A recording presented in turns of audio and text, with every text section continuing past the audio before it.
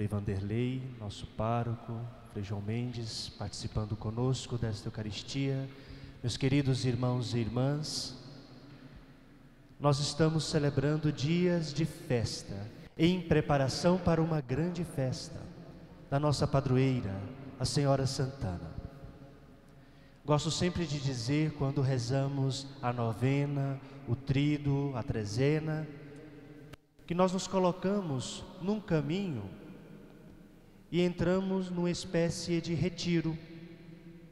É como se estivéssemos fazendo um retiro, em nosso caso, de 9 dias, para celebrarmos um grande dom, o dom de Deus na vida do ser humano, que chama homens e mulheres para serem seus colaboradores, colaboradoras, na missão da salvação do gênero humano do mundo.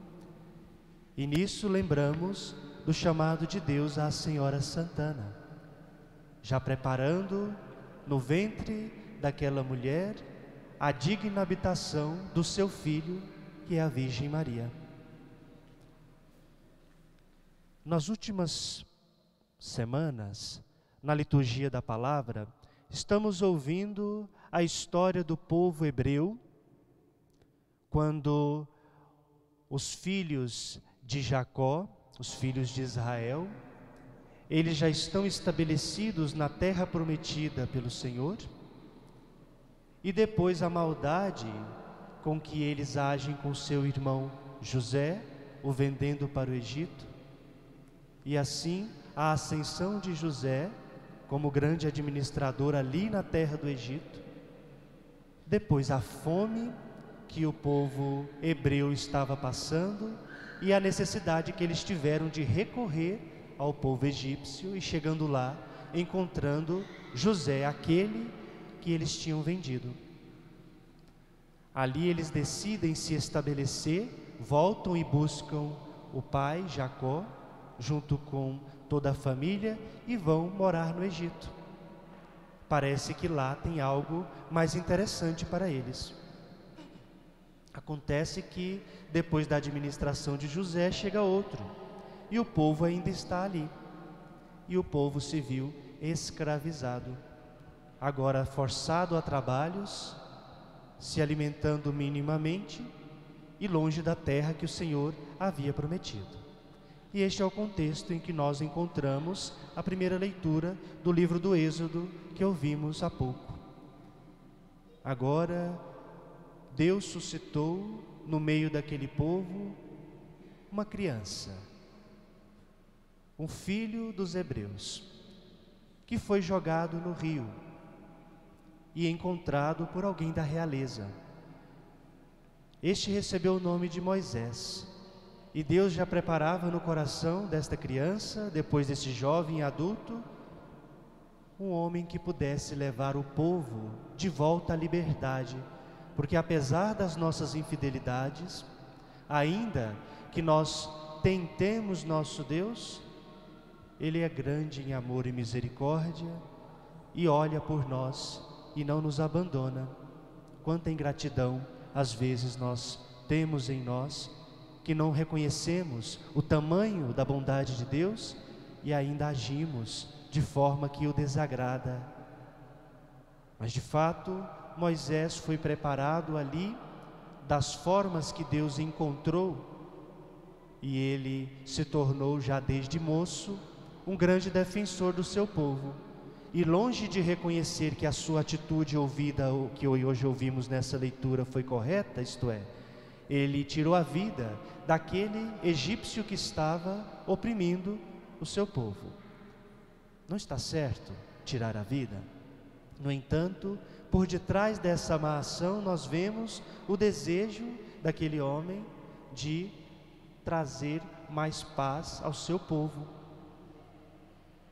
De fato, isso chega ao conhecimento das autoridades, e agora Moisés já não pode andar livremente. Ele está perseguido pelo mal que fez e também pela sua postura em defender o povo hebreu, que era um povo muito importante para os egípcios, devido à sua mão de obra.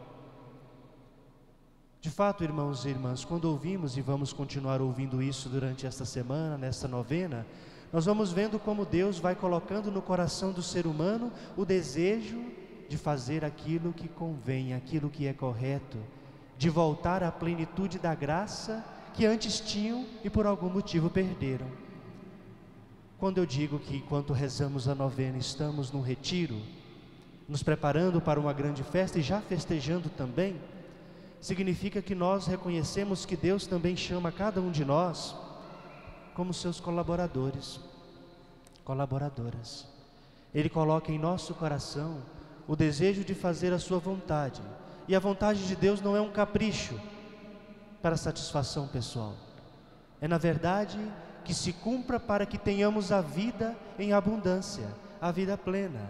Deus olha por nós e quer que tenhamos essa vida em abundância. O Santo Evangelho que ouvimos, Jesus está um pouco bravo. Ele passou ali por aquela região, anunciou a boa nova, o Evangelho, e também curou os enfermos, levou alimento aos que estavam famintos, e o povo se apegou mais à cura e à comida do que à proposta do reino. E Jesus percebeu isso. O povo estava mais interessado no milagreiro, no taumaturgo, do que na proposta de vida do reino de Deus que Jesus veio trazer. E assim ele adverte, ele exorta e ele condena. Ai de ti, Corazim e Betsaida. Ai de ti, Cafarnaum. Porque se aquelas cidades que pecaram, aí ele cita Tiro, Sidônia e Sodoma, se eles tivessem recebido esta palavra, talvez teriam sido recompensados e as suas cidades ainda teriam a graça de Deus. Mas vocês que agora têm esta mensagem e não acolhem, serão jogados no inferno. Que palavra dura do Senhor. Ele veio trazer a paz. No entanto, se nós não fazemos a escolha pela paz e não caminhamos com Ele, o que mais Ele pode fazer por nós? Nós fazemos também escolhas por Ele ou por outras coisas. Não podemos querer caminhar conforme o espírito do mundo, as propostas que nós vemos por aí de muito, e depois querer receber a recompensa do Senhor. De fato, sabemos que Deus é bom, não pune, não castiga.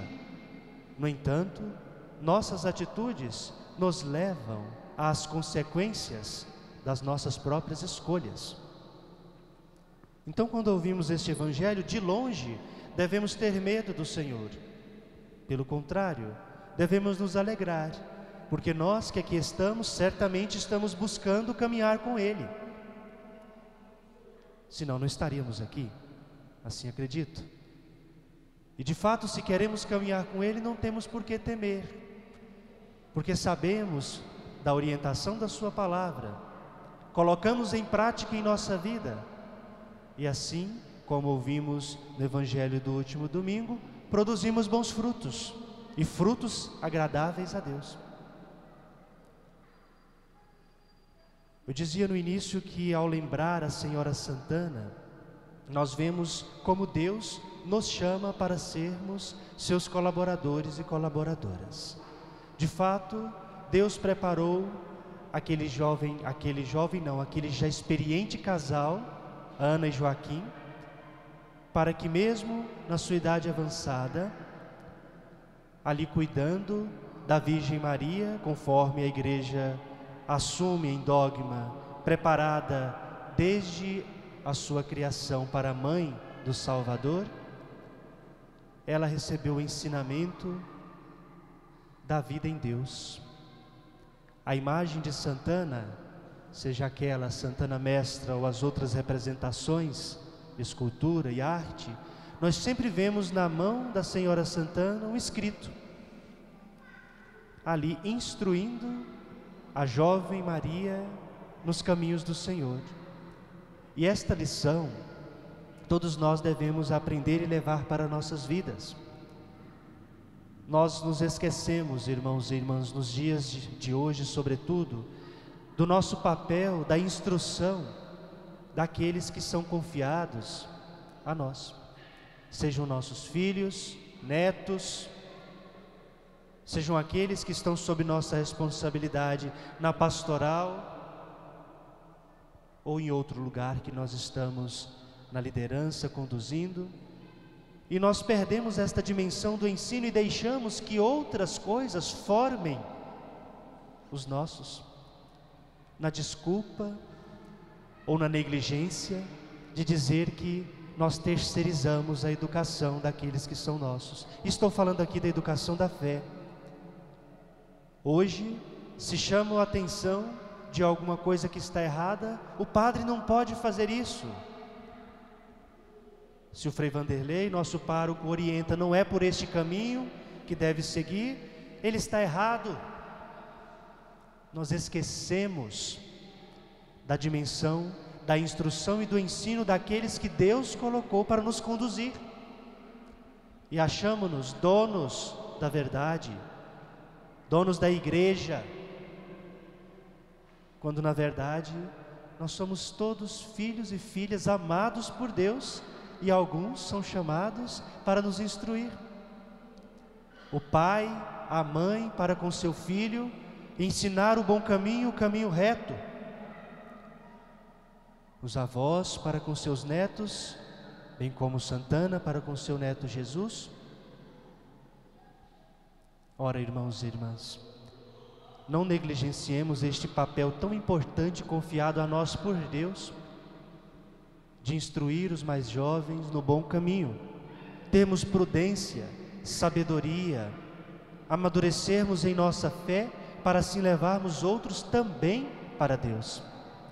Por isso eu gostaria, nesta celebração, de rezar por todos nós que aqui estamos, por esta comunidade paroquial, para que, a exemplo da Senhora Santana, se preocupe cada vez mais em instruir para o caminho do Senhor. Aprendamos de Santana este exemplo, tenhamos esta imagem diante de nós, como ela, com os mandamentos, com a lei de Deus, ensinando Maria, nós também, para com todos aqueles que nos são confiados. Gostaria de concluir esta reflexão fazendo memória.